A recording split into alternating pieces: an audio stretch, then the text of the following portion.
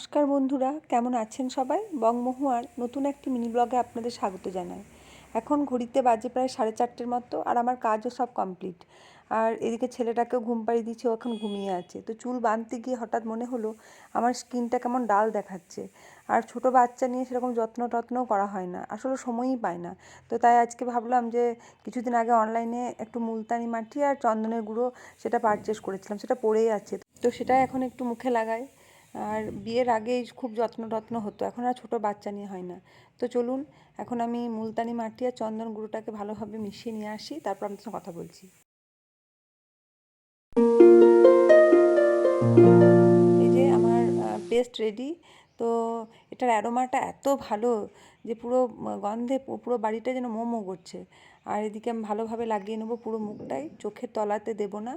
আর মানে ঠোঁটের চারপাশটা লাগাবো না। গলাতে লাগিয়ে নিলেও ভালো হতো, কিন্তু এখন আমি লাগাবো না, আমার ঠান্ডা লেগে আছে এমনি। আর বাকি যেটুকু বাঁচবে সেটুকু দুটো হাতে ভালোভাবে মেখে নেব।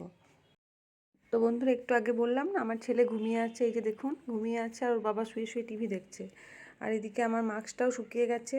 তো চলুন এটাকে জল দিয়ে ধুয়ে ফেলি, তারপর কথা বলি। আমি মুখ ধুয়ে চলে এসেছি। এখন শীতকাল বলে আমি বেশিক্ষণ রাখতে পারলাম না, মুখটা চটচড় করছিল। গ্রীষ্মকাল হলে 10 মিনিট রাখতাম। তো বন্ধুরা, এরপর আমি একটু সেরাম অ্যাপ্লাই করে নেব। এই ভিজে অবস্থাতেই করব, মুখটা আমি মুছবো না, কারণ সেরামটা জল অবস্থাতে ভালোভাবে মুখে পেনিট্রেট হবে। আর দাঁড়ান একটু সেরামটা অ্যাপ্লাই করে নিই। সেরামটা অ্যাপ্লাই করার পর একটুক্ষণ আমি সেটা ভেতরে পেনিট্রেট হতে দেবো। তারপর এটার উপর আমি একটু ময়েশ্চারাইজার লাগিয়ে নেব।